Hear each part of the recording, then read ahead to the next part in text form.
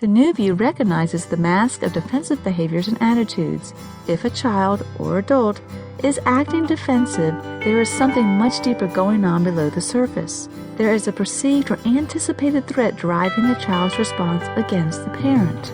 Working to solely change this behavior and ignoring the issue behind the behavior can have disastrous effects on the parent-child relationship. Walking away from a child says, "I have no tolerance for your feelings, deal with them on your own, and come back when you are happy and regulated." It is an exceptionally isolating technique that not only hinders the parent-child relationship, but can have lifelong damaging effects. When the child is older and needs help from the parent on an issue, the child is less likely to feel emotionally safe to do so. As children grow up, their issues increase in severity, from not being able to get to the next level in their Game Boy to not knowing whether to do drugs with their friends. Our goal as parents is to create safe, loving, and tolerant relationships with our children in their early years to set the framework for helping them through bigger issues later in life.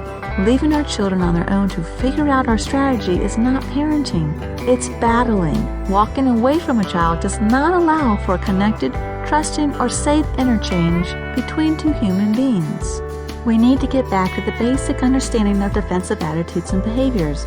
Defensive actions occur when one feels fearful of the other person at any level.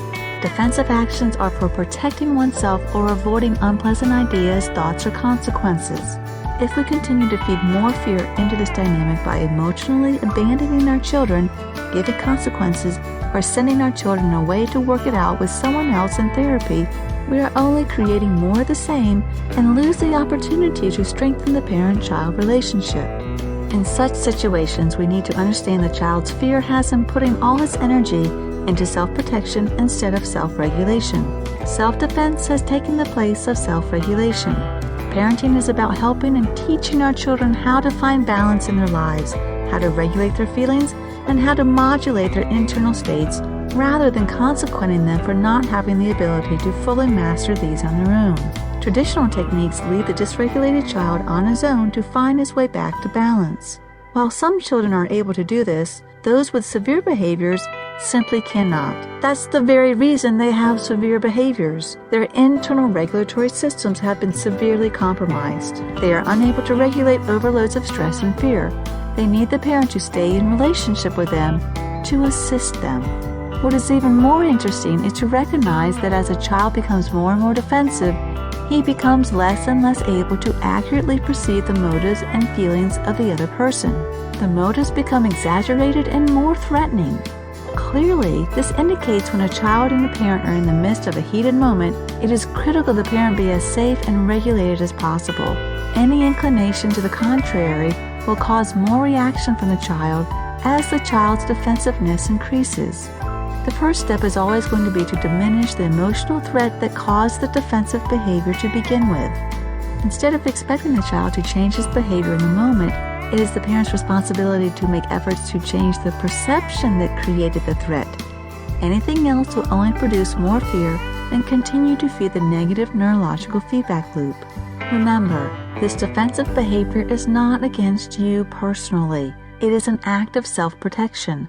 For some reason, and it will vary for each child, your child is scared of you at that very moment and doesn't feel safe. Do you want to increase the level of fear your child has for you, or do you want to become the safe haven he needs to calm his nervous system? Do you want to build your relationship so he does not have to be scared of you in the future?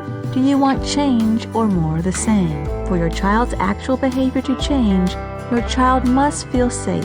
The energy and focus your child has on self-protection cannot alter until the level of his emotional safety changes.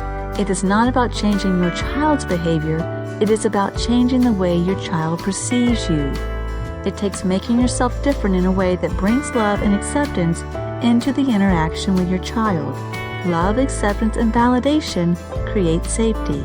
The parent has the power within himself to bring these powerful variables into the parent plus child equation at any moment of any day. Staying, quote, in charge or staying, quote, in control comes not through behavioral techniques as the traditional view advocates, but from being in a state of love, living from a paradigm of knowing that your loving influence is far more powerful than authoritative control.